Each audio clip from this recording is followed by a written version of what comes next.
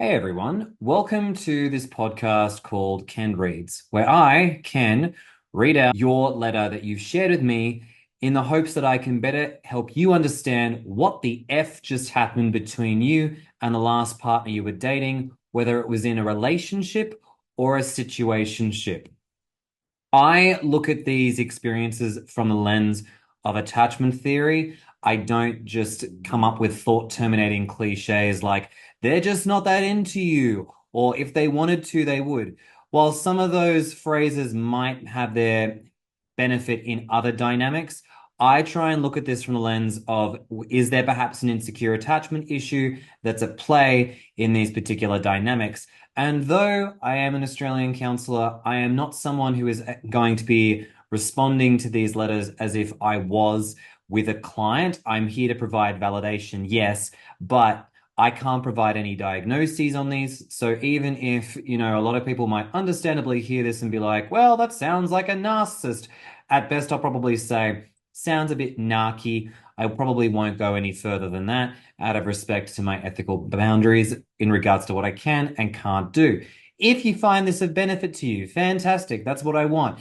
And if you want to submit your letter, you're very welcome to once there is obviously availability per month. And I'll happily read out and share my own 2 cents as to what I think has gone on in your dating experience to offer you a sense of validation for what you've been through and also to give other people listening a chance to feel like maybe this relates to what they've also experienced as part of collective healing.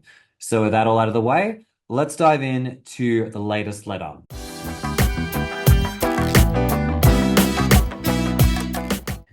For today's letter, we are going to be talking about Ellie's experience with Belinda. But before we talk about this story, I want to reintroduce my fabulous team member, Amy, who's finally back with us after doing a lot of schoolwork. So, Amy, would you like to reintroduce yourself for everyone? Hello, everyone. I'm so happy to be back. I missed Ken. I missed you all. I missed the letters. I missed talking about attachment. So yeah, I'm back. I'm here and I'm excited to read this letter. I hope everyone's having a good summer so far. Let's dive straight in. So, dear Ken, I wanted to talk about my experience with my ex-girlfriend, who I believe has a fearful avoidant attachment style. In the beginning, it was actually me who moved things way too quickly, which is something I regret. However, over time, I feel I became more grounded and she started to exhibit lots of inconsistent back and forth behavior. We were together for nearly 2 years, and in that time span, she broke up with me 3 times and almost broke up with me in 4 other instances. Jesus. I met Belinda in the May of 2023 when we were 26, just over 2 years after my marriage ended. I got married when I was 20, and it ended when I came out as a transgender woman. Belinda had not been in a relationship for 5 years, and her only significant relationship was a 4 year long distance relationship that ended in college.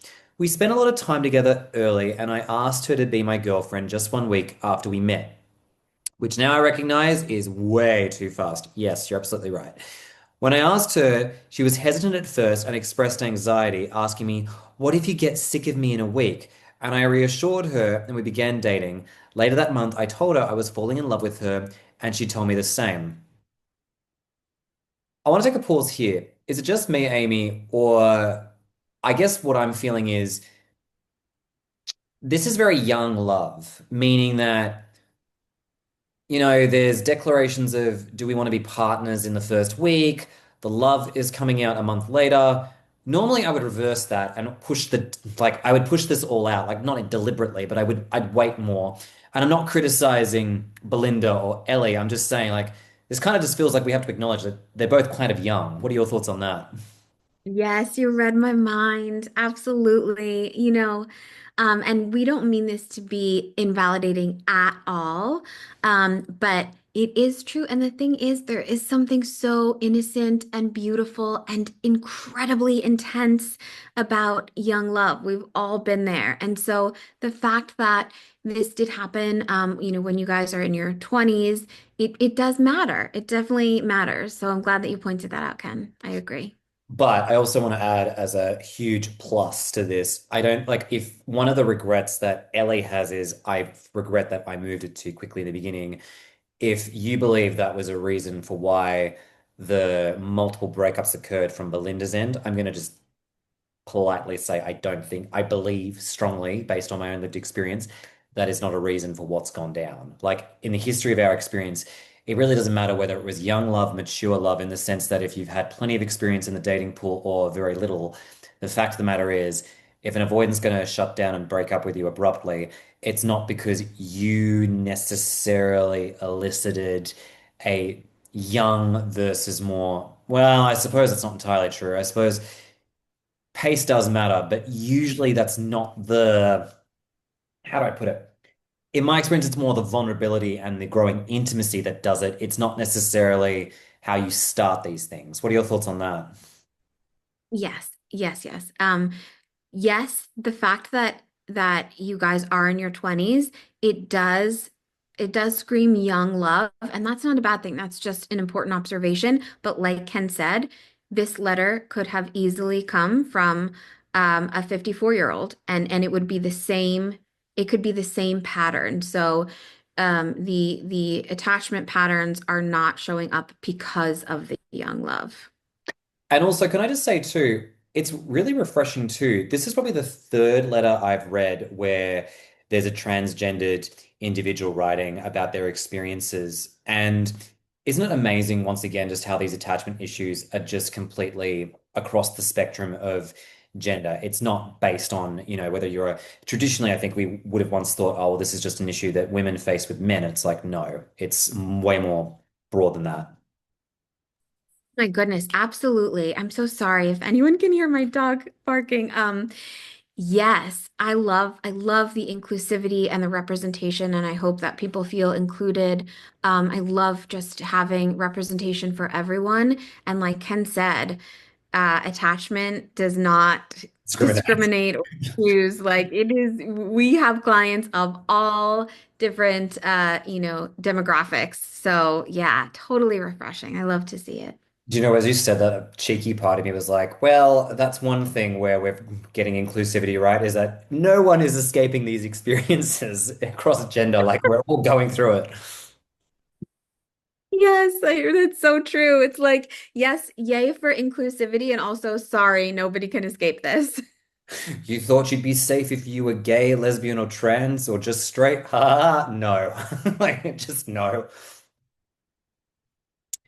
It's I rough. know. Like, honestly, these experiences are terrible, but I think it's important to acknowledge the transgender piece on the basis that I don't think there's a lot of support for transgendered individuals who go through this because it has traditionally been seen as a straight woman challenge with straight men. And so when someone who's gay, lesbian, trans, bisexual goes through this, it's sort of seen like, oh, what the hell just happened? This is bizarre. Like, and also there's not really any, I don't think there's a lot of sexuality or gender affirming support for people who go through this. So just saying, or even neuro affirming support. So throwing that out there as well too, because that's an important piece to consider for people who are neurodivergent as well, because your experience of this will be complemented by your own traits and characteristics. So I just wanted to throw that out there as well too. Right, with that little disclaimer out of the way, let's get back into Ellie's letter. So, about a month into the relationship, Belinda came to my apartment intending to break up. Jesus, that was quick. She said she didn't feel comfortable with me and she was upset about the ways I would tease her. Okay. She also told me that she didn't love me and that she only said so because she felt like she had to. I asked her why she didn't talk to me about these things and she said she didn't know. I told her that I could be more careful with my teasing and that we could slow things down. She was reassured and we agreed to stay together. What? Okay, I'm going to finish this last couple of sentences of this paragraph, and then we've really got to return to this. The next morning, she texted me that she felt bad about everything and promised to communicate more. She also apologized for saying she didn't love me and told me she definitely did. I felt a lot of whiplash, but I was happy we were still together. Let's unpack that behemoth of a paragraph. Amy, what are your thoughts on that? Oh boy. Okay. Okay. This is definitely a really, really big red flag for Belinda. Um, you know, Again, the early confessions of love, it is definitely an insecurely attached thing, and it is also a very much a young love thing. So it makes sense that the combination of these two factors might have a part to play in all of this. And by no means are we shaming any of this. But for me, this is this is where I would end things. And there's a few reasons. You know, if somebody says I love you and then takes it back and says I only felt like I only said it because I felt like I had to, there are problems there. It's really hard to rebuild trust after that. And also, this is screaming insecure attachment. This is, definitely a big sign of fearful avoidant or dismissive avoidant, although I think we're trending more fearful here. But also, this is a good point to reflect and say, you know what was happening with me that made me push for this relationship, right? Because this is a pretty big bummer that she's coming to the apartment trying to break up and saying these sort of hurtful things, concerning things. And at the same time, the relationship is rather young. So to me, this is where I'm seeing the attachment problems really, really start to pop up loudly. Yeah, I completely agree with you. And I'm also going to say, to Ellie, I know if you had more wisdom and experience under your belt, you probably would have handled things differently. Kind of like what Amy is saying, where Amy and I agree on on this page of being like, this is the time to walk away. I can understand wanting to try and salvage this and not let Belinda jump off a cliff. However, I'm going to just say this very gently. Let them, not to do a Mel Robbins, because I know some people don't like her let them theory. I like parts of it, but in this context, it's really a case of for future, please let the Belindas jump off that cliff themselves and face the music, because the thing is, there's so much insecurity in that language, as Amy was saying. Oh, I only said I loved you because I had to. It's like, no, you fucking didn't. Like, stop abdicating your control. Like, Ellie didn't have a gun to your head and say you love me. I mean, based on this letter, that is not what's happening here. And I don't think anyone who I've read out from these letters has actually done that and forced their avoidant partner to say, I love you. And also, can I just say, too, as someone who's worked with abusive relationships, that's not how it usually works. You don't challenge your abuser like this by saying, well, you forced me to love you. But this does speak to something that I do want to talk about and stress. I have found a lot of like severely avoidant partners almost make out like you're an abuser and treat you like you're the scum of the earth for getting close. And I think it really shows how like the trauma brain that's going for them and also their insecure attachment, which is running the show, can make like a reasonable person be the villain in their head. And even if it's not true, like as we see shortly thereafter, Belinda is literally, going, why did I say that? I didn't mean it. Like, I feel so bad about what happened. Trauma brain will do that to some people. And if we don't take accountability for trauma brain, my God, does it make us feel like an angel is a devil? Oh my goodness. Yes. And you just said something so important. Well, everything you said was important, but I just want to pull out one thing. It is very often the experience of somebody in a relationship with somebody who's avoidantly attached that you can almost feel like you did something wrong by loving them, or that you're being punished for loving them, or that they're angry with you after closeness. And what that is just this really big shame wound. And it is a fear response. And it is they're panicking, trying to get out of it. And but they don't have the language or the skills or sometimes the awareness or the courage to say, hey, this was too much too soon. I'm scared. I'm having these big feelings. I don't know what to do with them. So they make you wrong for them. They make you wrong for having them, and they make you wrong for eliciting them out of them. And so, it's like you can feel this guilt, like, oh my gosh, what did I do? Did I do something wrong? Where did I misstep?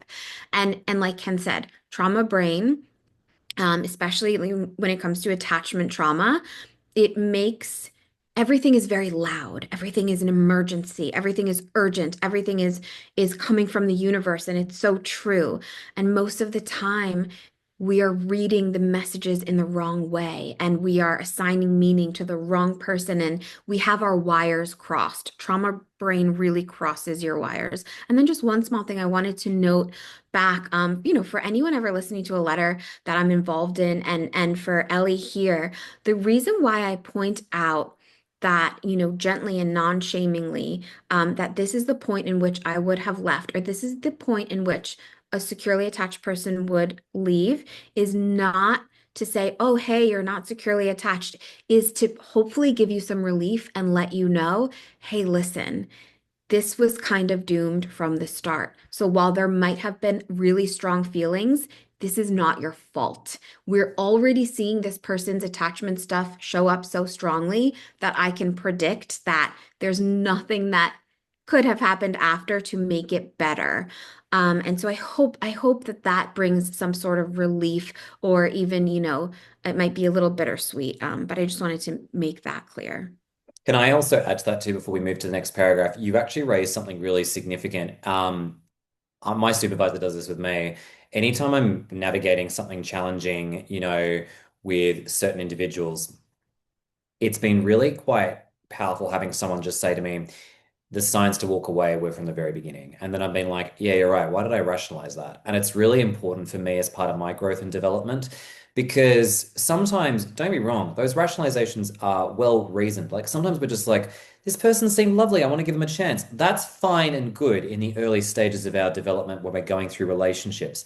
But if those same reasons are the reason that we continue to entertain people, we got problems. In fact, this relates to some criticism I got on the last video I did where I was criticized for saying, oh, I use the term fawning to describe people who are just being nice and accommodating. And I'm like, listen, being nice and accommodating is one thing, but if that disposition continues to allow you to put up with crappy behavior that's hurting you, and also salvaging a connection instead of your own safety and well-being, we're self-abandoning. That is the defin well, that's part of fawning. And so, and by the way, I'm not clapping back at the people who criticize me. That's fine. You're allowed your opinion on that. That's not a problem. And I've addressed that with those individuals. But it's just to say that we do this, like those of us on Ellie's side of the street, we do this without even realizing it sometimes. We allow this behavior to happen, and we have to recognize it and recognize our own parts that are allowing this. Yes. Oh my gosh, yes. Thank you for saying that, Ken, because I think that that is just such a beautiful thing after that point that goes together so perfectly. And it's like we are never shaming you guys, and we are never saying like, oh, well, a securely attached would have person would have done this. We're Right. saying like, hey, this is where your wounds come up, and this is a golden opportunity to look and be like, okay, hey, wait a minute. If a securely attached person would have left at that moment, why did I stay? What was in me? What wounding was in me? And, to your point, Ken, like so many of us on the fearful avoidant and anxiously attached side of the road, we do fawn. And it's so interesting that some listeners took issue with your description of fawning. I remember when I was learning about attachment way back when, and I first got the notion that, hey, maybe my extreme people-pleasing fawning response isn't just because I'm a altruistic Mother Teresa of a person. Maybe it's a trauma response, and maybe I'm trying to make people like me so that I can feel safe. I was so pissed off at that notion, and then I realized like, oh, this is triggering me because it's really true. Yeah. So, nothing to be ashamed about. This is just stuff to work on to become more securely attached. Yeah, and I mean, I also want to say to anyone who likes being kind and generous, that's fine. We're not saying don't do that. Be it like it's not about, it's where people have gotten it wrong, where they think, oh, well, being kind didn't work, I'll be a bastard instead. It's like, no, that's we're not expecting you to do a 180. What we're trying to say is just be aware when those sides of you go overboard. Like, if, for instance, in this context, it's like, Ellie, listen, if you're trying to prioritize a connection that is ultimately hurting you. And even at the time, it may not have felt like it was hurting you. But the thing is, when we're in trauma brain of our own, we have such a high tolerance for shitty behavior. We put up with a lot. And a lot of it's conditioning and also our own trauma. Like we've adapted to dealing with difficult people. So what do? We salvage the connection by, fawning harder in some cases. And so when I use that term, if you don't want to agree with me on it, that's fine. But the point is, I recognize my fawning from a mile away because I know what it's done to people and I know how it's impacted me as well too. And so please bear in mind that regardless of what the thing is, whether it be fawning, whether it be perfectionism, whether it be black and white thinking, even though societally we look at, ingratiating behavior, pleasing other people and selfless actions as being the gold standard of, societal behavior, it can also go to extremes without us even realizing that it's shooting us on the foot. Yes. Oh my gosh. Maybe we should do a whole episode on just talking about fawning because there's so much that we can talk about. But, I just want to say quickly, you know, if you are somebody who fawns, it's really nothing to be ashamed about also because you have to remember this is a response that is brilliant. This was your nervous system's brilliant response to your survival, to a threat in childhood. You learned so cleverly how to fawn because that is quite literally how you stayed safe. Now, you might say, well, I was never in any physical danger. Well, guess what? Your brilliant nervous system was protecting you anyway, because maybe parts of it did feel like you were in physical danger. And fawning is a legitimate survival response. It can save your life. I mean, let's talk about an extreme example. I'm thinking of like certain serial killer movies that I've seen where the person, or maybe these are even true stories on Dateline. Anyway, I digress.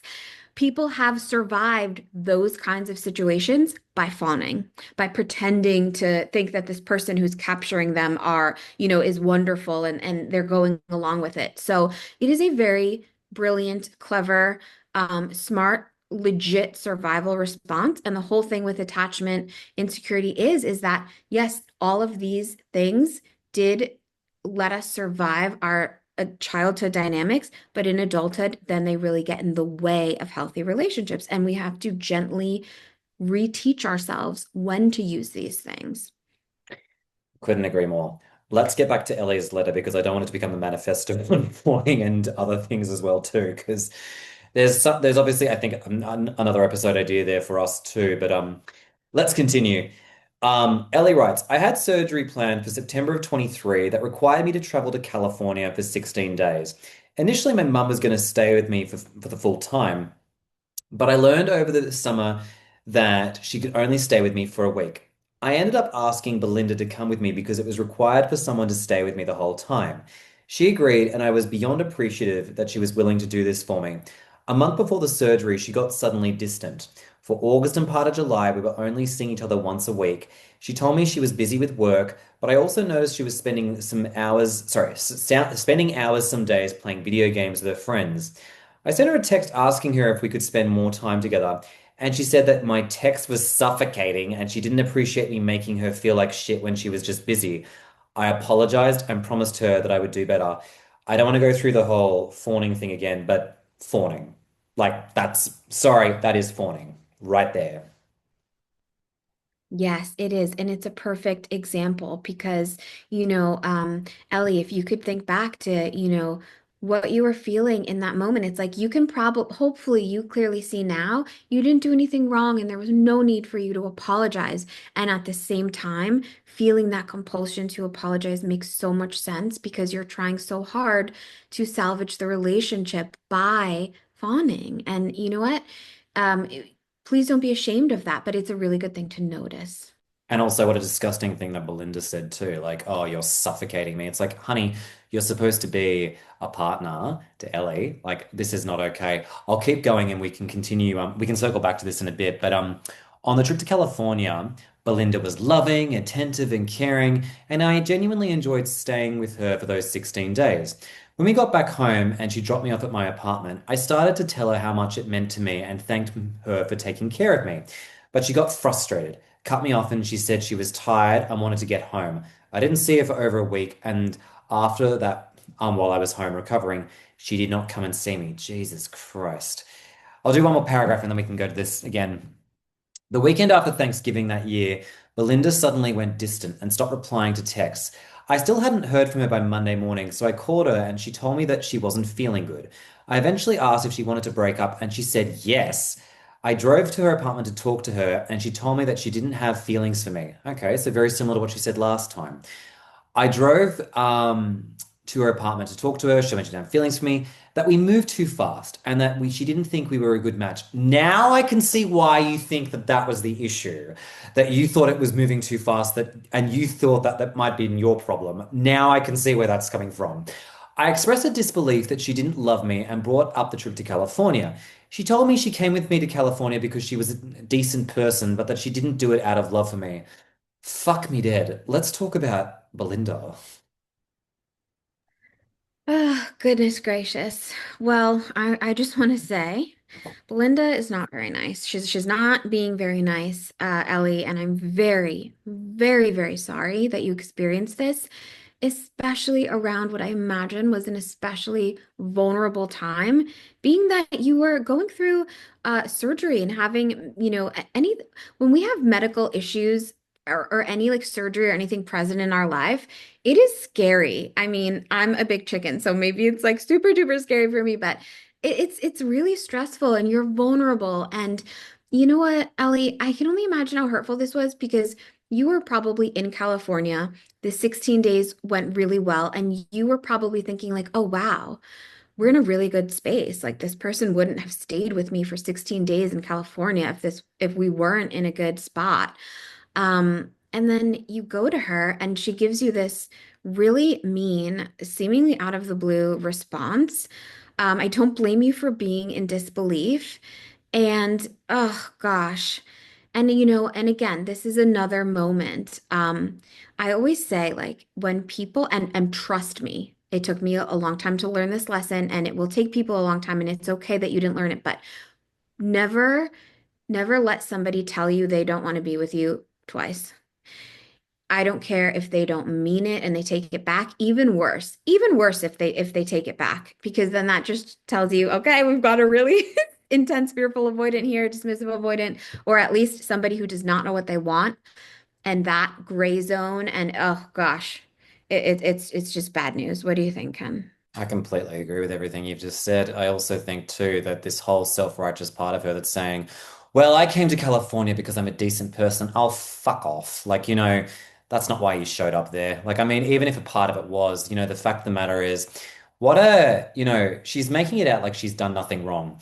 I only showed up because I'm a good person and I didn't care about you. It's like, that's not a good thing to say to someone. You're like that's just being misleading. That's like, and it's misleading to yourself as well too, because I don't think Belinda, you showed up to be with Ellie because you were just trying to be a good person. Sure, you may not have wanted to confront those scary things of what Ellie was going through, but don't make out like, you're somehow on the moral high ground for what you did, and that means you're absolved of any responsibility for your actions.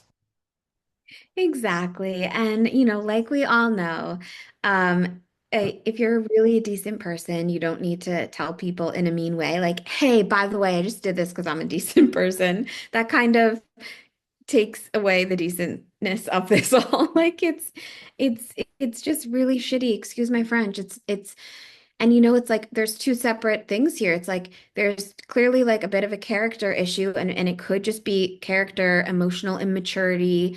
But there's what she's saying, which is hurtful, and that she doesn't want to be in the relationship anymore, but it's also how she's saying it and the words she's using. And there's just no reason to be cruel. She could have had this conversation with you in such a different way. And I probably predict that if she had, it would have ended there. But, the way that she had this conversation with you, by the way, Ellie, it makes so much sense that your attachment wounds would have, caught on fire because of the way that she delivered this news. And I just want you to know, like, that is not your fault. It's an attachment thing.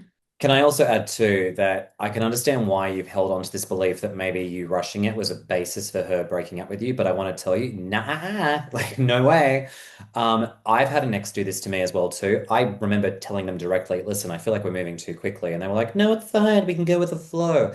At that point, if you're agreeing with me that everything's fine, I'm not taking responsibility for the pace at that point. If and this person came back to me and said everything just moved too fast when they were breaking up with me abruptly, and I'm like, but you said it was fine. Like, what the fuck? The point simply is to say, I don't think the pace was the real issue. And avoidance, like severe end avoidance, will do this all the damn time. They'll blame it on like something obscure and random, like, I was too quick. It was your dog. It was the fact that you like mountain biking. It's like, oh, shut the fuck up. It's not any of those things.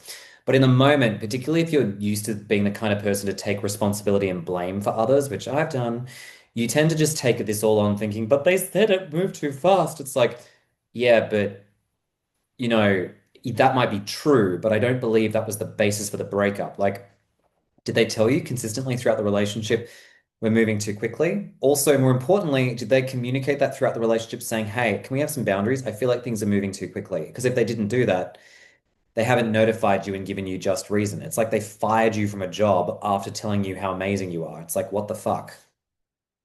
Yes. Yeah. I mean, yeah. And isn't that how so many of these stories go? Like you just said, that was so perfect. And it's like you're fired. That's what it feels like for so many people.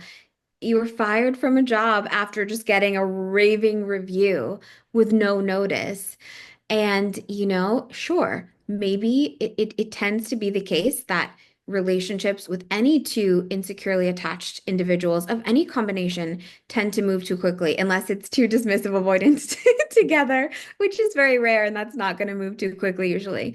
But any other combination that's more common, it's going to move quickly. Dismissive avoidance do move very quickly in the beginning of relationships, if they're pretty insecurely attached, because they too can fall victim to love bombing and love bomb. And it's not like a malicious on purpose thing. It's just when you're insecurely attached, think about it. Your attachments are going to be insecure. They're going to be wobbly. They're not going to be grounded as much in reality as they are in your wounding and in fantasy. So yes, like Ken said, we get why you feel like, oh gosh, this was all my fault. If I just moved more slowly in the beginning, I would have been able to salvage this, and it's my fault. We promise you, Ellie, please take that worry and throw it in the river because that is not why this is happening, and it's certainly not your fault. It's true that it moved too quickly, but that's not the reason for all of this. Correct. And look, Ellie, what I'll say is, yes, you might want to obviously ground yourself more going into dating again and, just allow yourself to be more of an observer and take things slowly. But where I think Amy and I are coming from is to simply say, the reason for the breakup, like if I've been with people who've moved too quickly and I've told them, please slow it down. If the other person isn't giving you fair notice of what's going on and what's affecting them, how can you possibly adjust accordingly? So all that is to say is I think you did the best you could given what you knew at the time. Hence why we started this letter reading off by saying, this is young love. Let's contextualize this. You probably didn't know what you didn't know. Young people who've had a history of trauma are often people who accelerate things. They also don't have proper modeling for how to do this. They think, oh, well, you're my forever person. Those kind of beliefs and, that trauma history mean that we often enter on very wobbly ground. But anyways, let's continue. And the reason I'm rushing is because I just want to make sure I get through this with the time that I have available. And this is a very comprehensive letter, and I want to do it justice with Amy. So the next day, I went back to her apartment to give her things back. I asked her if she was still feeling good about the breakup, and she told me she wasn't sure, which is consistent with what we've read before as well, too, where she doubted about whether or not she truly didn't love Ellie. We talked it out, and she said she had been feeling overwhelmed. She also told me that, of course, she went to California because she loved me and that she didn't know why she'd said otherwise. Oh, God. We agreed to get back together, and she assured me she would start seeing a therapist, only she didn't. She told me that she instantly missed me after she broke up with me, and that she had proved to herself that she wanted me and wanted our relationship. She also promised not to break up with me without talking about our issues first. It made me feel good to hear this, and I felt like we were moving in the right direction. Look, all that on paper sounds great, but Amy and I know where this usually goes. And look, I'll take a brief moment here. Amy, how much of this sounds like it's too good to be true?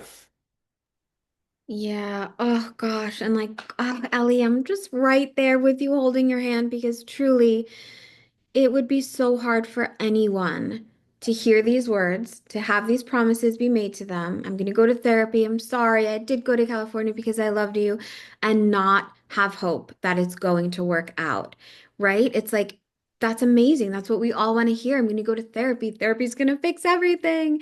And it helps a lot, but it's not a fix all for everything. And like you said, Ken, it does seem too good to be true. And that's not us saying, oh gosh, you should have known, because it would be hard for anyone to resist this offer, this presentation, this promise. Completely agreed. In January of the following year, she texted me that she was feeling the same as she had before, referring to our previous breakup. I drove to her apartment to talk, and she ended things for similar reasons as before, so presumably more of the same. I don't love you. I just did this because I'm a good person. 2 days later, I finally managed to go the whole day without texting her, and I started to feel like I could finally move on. Good on you. I even wrote in my journal that I could never go back to the relationship because Belinda is emotionally unavailable, and it made me feel terrible and anxious. Good on you. She texted me that evening that she was watching a show that we watched together and it was making her feel sad. We started talking about our relationship, but nothing concrete materialized. We talked the whole week, but our relationship remained up in the air. I finally asked her what she wanted, and she told me she still didn't know. I told her if she wanted to work on things we could, but if she didn't, then we needed that she needed to leave me alone. About an hour later, she texted me saying she felt worse and didn't know what to do. I've typed out a message telling her it was over, but I couldn't make myself send it. We'll come back to that. She finally said she wanted to work things out, and we soon got back together.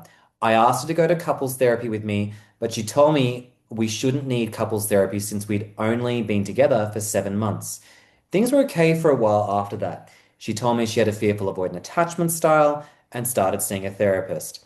In March of 24, I noticed she'd stopped being verbally affectionate, such as saying or texting, I love you. I told her that I knew she loved me, but it made me feel close to her when she expressed it verbally. She got frustrated and said she didn't understand why I needed so much reassurance. She told me that I didn't recognize the other ways she showed me her love, such as texting me good morning and telling me about her day. I apologized and we moved on. We moved in together in June and things were going well. That July, I left town to get another major surgery. Belinda didn't come with me because she'd returned from a 2 week trip to see her family and attend her brother's wedding, and she wanted to stay home after being gone for such a long time. The surgery was facial feminization surgery, and whilst it didn't dramatically change my appearance, my face was noticeably swollen for a few weeks. After I got home from surgery, Belinda largely left me alone. I had about 2 weeks off work to recover, and I mostly spent it watching TV in my room. We had separate rooms because she insisted on it when we moved in together. I'll do one more paragraph. I finally told her that she seemed distant and asked if everything was okay. She told me she was uncomfortable being around me because my face was. What the fuck? She told me she was uncomfortable being around me because my face was swollen and I looked different. I was surprised, but I understood and I reassured her that I would continue to heal. Soon enough, the swelling went down, and I remember hanging out with her in her room one day when she told me I looked like her girlfriend again. To be honest, I don't know what to make of this part of our relationship, but it does make me feel a bit uncomfortable. A bit? I'm gonna say, like, I'm angry on your behalf, Ellie. Like, that's disgusting of her saying, "Oh, you look like my girlfriend again," and also how she was feeling uncomfortable with your swollen face. Like, okay, look, I understand. It may look a bit strange from human to human to see a face that's swelling. That I get. But I feel like she's just being insensitive. Belinda, I mean. And I also feel like, what's so not okay is how she's controlling so much of this relationship with her mood and her emotion. And I don't feel like she's really being present with you at all. Like, I feel like she's also not really present with you when you're going for these major surgeries that are huge. She's also, just doing it because she reckons she has to. It's like, okay, Belinda, if you don't want to do this, just say it. Like, just be open and upfront about it. And also, I don't like the fact that she doesn't think that she needs to do couples therapy with you despite the timeline. Like, yes, understandably, couples therapy 7 months in, I think is a bit of a red flag generally. But again, this is young love and you're navigating things. Why the fuck couldn't you work on this? Like, I just sort of feel like to me, where like Belinda's running the show with this, and it's her behavior and the things that she's doing is just so not okay. She tries to present like she's such a good person, but actually she's just mean. Yeah, she really is. And Ellie, we're so sorry again that you went through this with her in what I imagine again is a vulnerable time for you.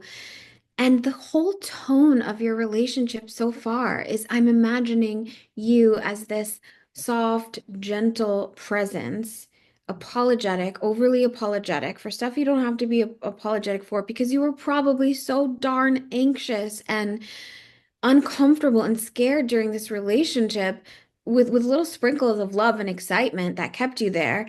And then it just seems like, Belinda is just mean. Like she's just mean. I don't have a good, nice impression of her at all. And I'm sure, obviously, this is one letter and you can't recount your entire relationship, but we are definitely seeing a pattern. And like Ken and I said in the very first paragraph, that was what she did there was it showed us a lot. It showed us some attachment wounding. It showed us some character things. It showed us some emotional immaturity.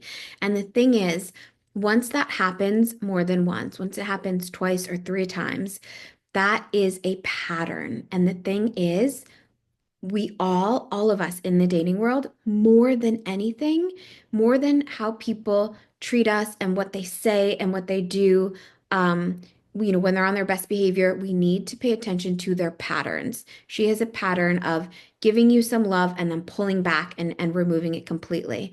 And unfortunately, when we allow someone back into our lives after they have done this to us once or twice or three times, they get very, very comfortable. Why? Because we have unknowingly taught them, oh, this is how you can treat me, and I'm just going to be here. And people with attachment issues, they will just stay in that space and they will do that. And so I'm so sorry that you went through this. Also, I just want to rewind for a minute. Amazing. So good on you that you had that moment of clarity and strength where you were like, oh my gosh, wait, what am I doing? Like, I can't do this anymore. This stinks. And the thing is, I just want to reread you that sentence. You said, I can never go back to the relationship because she was emotionally available and it made me feel terrible and anxious. Whenever you are having sad feelings about Belinda, I want you to anchor yourself in the fact that I would bet you felt terrible and anxious way more than you felt any of the good feelings in this relationship. And so, it is at that moment where we really do have to anchor ourselves and draw some boundaries within ourselves and say, you know what, I love this person and part of me is screaming to reach for them, but also I don't like the way they make me feel. Easier said than done. Hindsight is 2020, but I hope that you see a little bit of that now. Can I add to that too by saying what I wanted to return to was that part, and I'm so glad you brought that up because this links beautifully with what I want to say. There was that part in that letter, Ellie, where you wrote, when I was interacting with Belinda again, I couldn't help myself but say, we're done. And my brain went, yeah, I know why. Because when we have a part of us that sees safety in the connection and not in our own well-being, no matter what we've written down in our journal, no matter what we've believed to be true about how painful this is, if that part of us is still running the show, the connection will be salvaged over our well-being and safety. So even if you know, part of you knows this person is not healthy for me, another part was much more strong and dominant and thought, I have to maintain this. And I can see it rearing its head time and time again with, the apology for things that are not your fault, wanting to salvage the connection over your own well-being. And it's not, and I want to say this very clearly, it is not your fault that you've done this on the basis that that's trauma, 1 billion percent. Been there, done that, bought the shirt. Not a fun shirt to wear, but hey, I think a lot of us wear it at one point. And so I can understand, like, it's very easy for Amy and I to be like, just be mindful of this and go back to those journal points and really reflect on the fact that, this person has made you feel this way. But I think Amy and I would both agree that, as Amy said beautifully, easier said than done to get to that point where you feel it in your body and go, I cannot allow myself to go back to that person. Yes, and that's the whole thing, isn't it? With insecure attachment. It is, if we boil it all the way down, down, down to the bare bones, It's about finding safety. It's about, thinking that our safety when we're more anxious or fearful, avoidant, leaning anxious, our safety in our bones, in our body, in the domain of our attachment system and our nervous system, we truly believe and think that safety is in connection, even if that connection sucks and makes us feel crappy 75% of the time, because safety, connection is safety. And so we will forego our own boundaries and what we know logically and cognitively, because in our body, we feel it so strongly. Literally, our heart is pounding out of our chest, and we feel like we're going to die without this person. And our main priority is just to salvage the connection. Similarly, when we have more avoidant leading attachment, even if we love someone, and even if like parts of us know I really love this person and they're a great partner, when we are triggered, we just need to get out. We need to get out. We need to get away no matter what. Why? Because that safety is found in isolation. That safety is found in pulling back. And so this is really all about finding safety. And the thing is, when we're insecurely attached, our inner compass, leading us to what safety is, and all of this communication between ourselves and our compass and the outside world, it's all, jumbled up. And so, like Ken said, so important. We're telling you, we're giving you this commentary to comfort you, not to shame you at all. And also, we know it's easier said than done. This, and in fact, it's not even something you can say and just say and then do. It's an embodied experience. It's a process. So while we're saying, oh gosh, this is the time in which we hope you would leave, at the very same time, we're saying, and of course you didn't. We understand why you didn't. Yeah. I want to finish my point before continuing to say Amy's hit the nail on the head. This is an embodied thing. Of course, you weren't expected to just leave when Amy was saying like this is the time to leave, or even the second or the third time, because when trauma's running the show, and this goes back to my point on trauma brain, we do things without even realizing it. It's insidious and sophisticated. It's designed to mobilize us to get us the thing that our brain believes is going to help us. And so our brain's doing a fabulous job of trying to protect us in a way that's actually not in our best interests.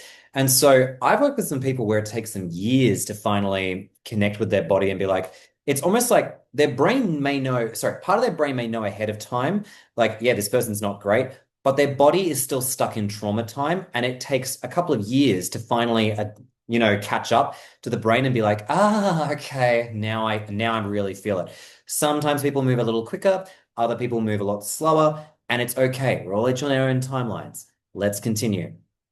In the beginning of our relationship, our sex life was really good and made me feel intimate and connected. But by this point, we were only having sex about once every 2 months. In August, I approached her to talk about lack of emotional and physical intimacy, and she told me she was asexual. Oh, as if.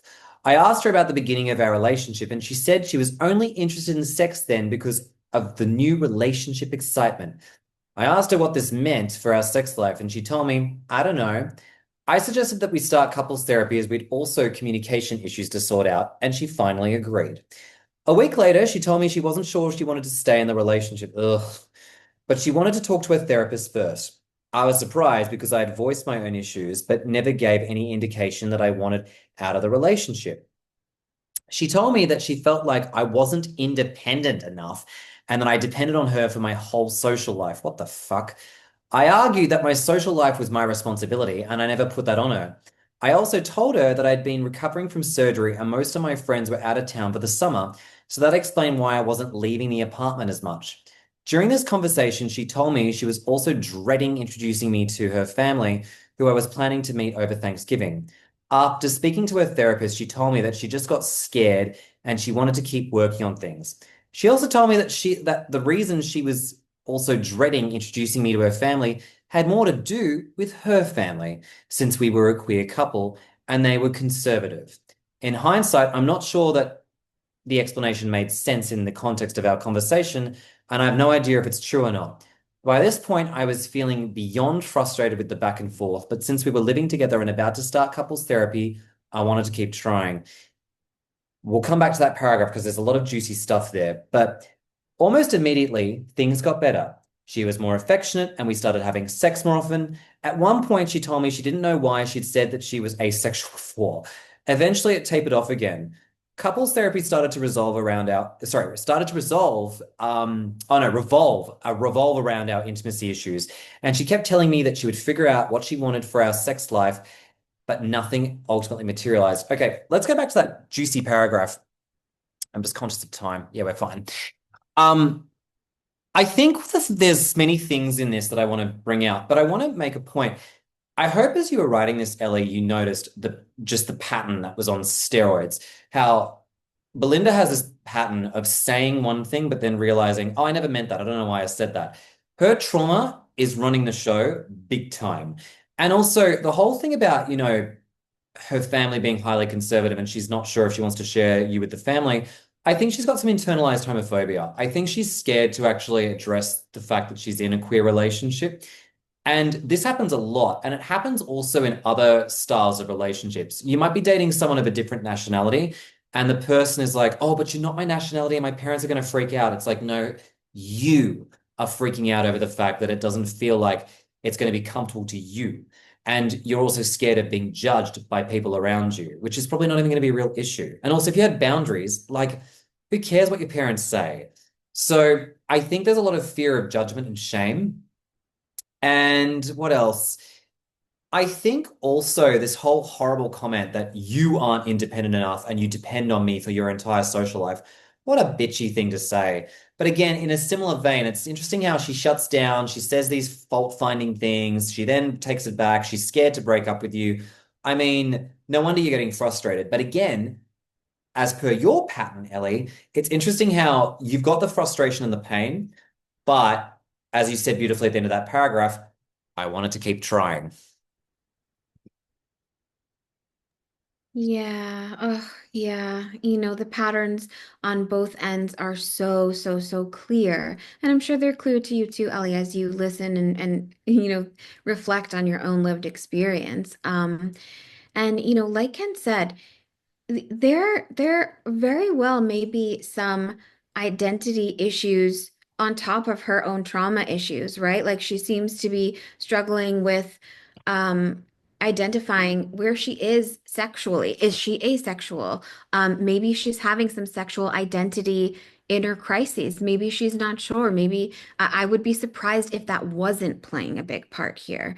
Right. Um, you know, and again, the age, we are babies in our 20s, and to be experiencing all of this, it's really, really hard. We don't, it's hard. It's just very hard. You know, the patterns, and that's what our attachment injuries are. They come out in these patterns, and unfortunately, so I hate when we get to these point in letters, and I hate it for the people who are writing these letters because we can see earlier that the relationship was over much earlier on. Everything that happens after these points of no return, I like to think of them as, it's just going to be disaster. And unfortunately, the longer we stay, it's like once we pass the point of no return, we're just setting up our house in enemy territory. And I don't mean like, our ex is our enemy, but the relationship is both of your enemies because it's going to be unhealthy almost no matter what you do at this point. And so every interaction is going to be worse than the next, and it's going to be more and more hurtful. At this point, she has tried to end the relationship so many times. She has actually ended the relationship so many times. So that just goes to show you where she's at with her attachment insecurity. And then for you, Ellie, you know, I imagine, and we don't know you any better than this letter, but um, it would be so valuable for you to look at, like, okay, what about this connection was making me feel safe? What about this person in this relationship was filling up some hole that I perceived I had? Because I'm sure that a big part of you reading this letter and listening to this or writing this letter was thinking, like, oh my gosh, why was I trying so hard when this person was giving me such a hard time? And again, that is not to shame you at all. Yeah. And I also want to say too, I actually feel sorry for Belinda as well too, in the context that I have pity for her. I know a lot of people who are fearful of avoidant like her. And, I want to make it very clear. I'm not excusing her for her behavior, but, or maybe I should say, and I know where a lot of this is coming from, and I can see it. I'm thinking, God, this would suck to go through this. We all have a capacity to have degrees of avoidance in us, and obviously, unfortunately, Belinda's on the more extreme end of that. But as someone who's self-sabotaged before and also who has experienced what it's like to let the brain run its trauma scripts, it's almost impossible to get out of it when you aren't grounded and you don't have people in check to stop you from doing this. And I think Belinda is like a runaway train, until she gets on the right tracks and also has the proper gears to brake and to work through some of the gears that are causing her to operate the way she is. I've really stretched that narrative far. Sorry, that analogy. But the point simply is she's going to be at the mercy of her own wounding and continue to hurt people as a consequence. And avoidance do not like feeling shame. And if you continue to operate this way, you're going to build up a lot of shame. It's not a good way to go. Yes, that's so, so, so true. Like, as a side note, Ken and I always get questions from people like, did they even care? Are they even going to remember me? Are Yes. they ever going to feel bad about this? Is this ever going to hurt them to any degree? Or am I the only one carrying the wounds of this relationship? And like Ken just said, yes, this shame builds up, it compounds, it's there. They remember, they do not forget. It's true. And like Ken said, this is classic fearful avoidant behavior, right? It's consistent inconsistency. It's consistent hot and cold. And the thing is, Ellie, obviously, even though this is young love and things moved quickly, there was obviously some level of affection, right? Mutual affection for each other. You weren't doing this, both of you, because you just couldn't stand each other altogether. But you know, when somebody, like Ken said, and this goes for all of our insecure attachment styles, your wounds are running the show. Your insecure attachment is running the show. And like Ken said also, and I'm so glad you said that, Ken, that we all have this ability to be avoidant. You know, Ellie, if you notice with yourself, you were in a bit of an avoidant relationship with yourself while you were in this relationship with Belinda. Why? Because I'm sure this little voice inside of you, like you wrote, came up a few times and said, hey, we got to get out of here. We got to get out of here. This sucks. This hurts. We feel anxious most of the time. But we ignore that when we're more anxiously attached, because we don't sit with ourselves and we don't look in the mirror and say, what are we doing? Why are we with this person who keeps hurting us? And so, it's true. We often are in an avoidant relationship with ourselves when we are more anxious leaning and in a romantic relationship with an avoidantly attached person, if that all makes sense. Yeah, it totally does. I'm going to round out the letter and do my best to work through this so that way we have time to just unpack the last page of this. So I'll get on with this and we can go from there. Towards the end of February, my grandmother passed away, and I also wanted to say my condolences to Ellie. I'm sorry that that's happened. And I asked her to go to the funeral with me. She was initially confused why I wanted her to go, and I told her I just needed her there to support me. The drive to the funeral was a 12-hour round trip that we drove in one day. Oof. On the way home, we got into a small fight about my driving. I perceived that she had said something passive aggressive, and I tried to talk to her about it, which made her frustrated. When we got home, she went straight to her room and I followed her to apologize for the argument. She told me that she didn't care and that she wanted to go to sleep. The next day, I thought about talking to her about how this hurt me, but I didn't feel like she would be receptive. She eventually told me her experience of this fight was that I got upset over nothing. She didn't accept my attempt at repair because she didn't think she contributed to the conflict. Great. Later that week, I decided to break up with her. Wow. Wow. And this decision took everything I had, and admittedly, it was a fragile decision because I loved her and I didn't want to lose her. No, I can understand why, and I can see where that inner conflict has boiled over, so that makes sense. I told her that I loved her so much, but I wasn't sure if it could work anymore. She asked if we could pause and talk to our couples therapist, and to be honest, all I wanted to hear was that she was willing to show up and put effort into our relationship. So I agreed. Then everything turned to disaster. 2 days later, the day before our therapy appointment, she was telling me about a conversation with her friends where she told them we were breaking up for real this time. I told her I was confused since I thought we were going to at least talk to our couples therapist. She responded that she didn't want to stay in the relationship. I was surprised because it hadn't seemed at all like she wanted to break up. It was such a switch flip in me, probably due to my anxious attachment, and I immediately tried to save the relationship. Over the next few weeks, she offered me a few reasons that we're incompatible. I always felt more than her than she did for me. The relationship always felt off to her. She wanted someone who was kinder and more patient. And this particularly hurt because she used to always express to me how kind and patient I was. She told me that I wasn't a good partner and that I was manipulative. Oh, fuck off. And later she told me that I didn't listen to her, particularly about sex. She told me she was clear that she didn't want a sex life, even though I did not believe she was clear about that at all. She also said that she regretted getting back together with me. Ouch. When I asked her why she moved in with me if the relationship fell off, she told me that I made her feel like she had to. When I asked her why she wanted to keep working on things back in August, she told me it was because we lived together and she felt stuck. When I pressed her about incompatibility, she told me she wanted a partner who didn't have to apologize and wasn't so comfortable with conflict. She said that I bulldozed her by trying to have a conversations, but I felt like I was being open and direct about my needs and feelings. And I told her that we couldn't only talk about our relationship for an hour every other week in couples therapy. And she said, agree to disagree. Jesus fucking Christ. About 4 weeks after the breakup, I told her again that I still wanted to work things out, that I knew she was scared, but we weren't alone and had our couples therapist. She got very upset to the point of crying and told me it was mean of me that I kept making her re-break up with me. The next day, she started packing her things, and 2 weeks later, she moved 2,000 miles away. What the fuck? I feel devastated by the way she ended everything. And I know that I had problems with the relationship and she put me through a lot, but she still mattered to me a lot and I care about her so much. The things she said to me made me feel like I never mattered to her at all. She made me feel like she never genuinely loved me, and I feel myself questioning the reality of our connection. After she moved out, I reached out once to try and have a conversation about what happened, but she made it very clear that she didn't want to talk about this. At this point, I didn't expect to ever hear from her again. I'm wondering if my decision to break up with her set her off again and cause her to deactivate. If so, I'm curious why that may be, since you've said that typically FAs might react more anxiously to being broken up with, which is true, they do. In any event, I feel extremely cheated that she asked me not to break up with her so we could talk in couples therapy, only to unceremoniously end it herself the day before our appointment. We'll talk about that in a minute. I'd love your thoughts on all of this. Thank you so much for reading my letter, and your content has been so helpful. Best, Ellie.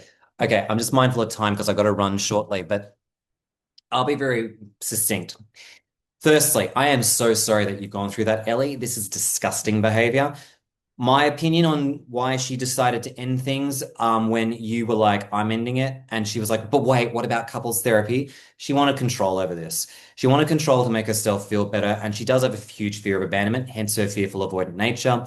But I think this is also about narrative control, and she didn't want to be broken up with by you. If anyone was going to do the breaking up, it would be her to you. And also, she wrote it off in her head. You're a bad partner, you weren't patient or kind enough, which is bullshit. But again, a consistent pattern as to what she's done here, which is terrible. And I'm so sorry you've gone through this because this is fucked.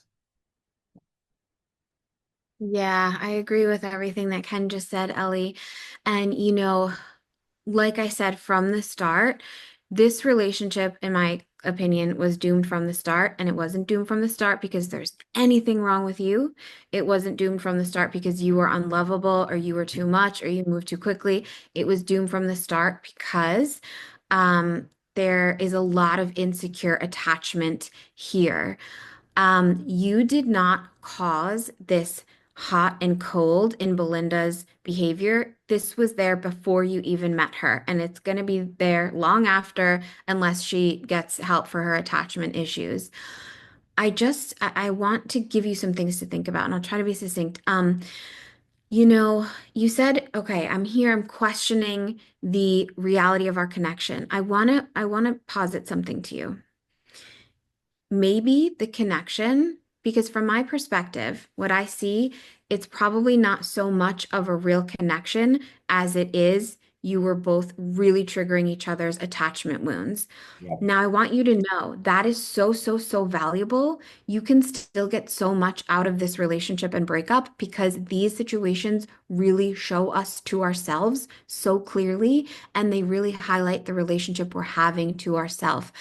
When we are insecurely attached, we often confuse intensity for like validity of a connection or reality of a connection. And the thing is, there's nothing to be ashamed of if you one day realize, oh wow, this wasn't such an amazing connection as much as it was my attachment wound screaming. That's still valid and that's a real thing. And that's a relationship with yourself that's screaming and trying to talk to you. So that connection is real and that's way, way more important. Um, and I'm so, so sorry that, you know, you went through this. Um, this is awful. This is the worst thing, it's awful to feel like we didn't matter to someone. And the gray zone, in my opinion, is way, way, way worse than a clean break, than someone saying, hey, I just don't like you, I don't want to be with you. But then we also have to take responsibility for the way we showed up and say, okay, hey, why did I go back? Why did I go back after she showed me this 5 times? And I just want you to know I have been there too, so I'm not shaming you at all. But I hope that when you hear those words, you say, oh, okay, hey, wait a minute. I have agency. I have power. I want you to know you have power. She cannot take your power away from you. You can still break up with her and end the relationship and never, and by not even talking to her, by thinking about it differently. So I'm so, so sorry, Ellie, and I wish you so much healing. You seem like such a lovely, amazing, gentle, beautiful person, and you deserve healthy love. I couldn't agree more. Look, I think there was definitely a connection there, but was it healthy? Was it, functional? I think the answer, in my opinion, is no. It doesn't mean that what you had didn't matter. It mattered significantly to you, your system, to her system, for her to react the way that she did. But as Amy alluded to earlier with the avoidant brain, this the connection was threatening to Belinda, very threatening, and it freaked her out. Not because you did anything to hurt her, abuse her, anything like that, but she found like her story was this connection is a threat to me, and the threat is Ellie. Ellie is a threat to me. I'm going to round out here because I've got to run and say thank you for submitting this. I am so sorry you've gone through this again. And we will be back again to do future letter readings as well too.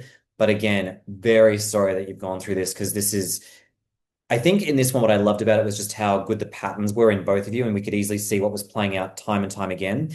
But again, so sorry you've been through this. So thank you very much for sending this through to us.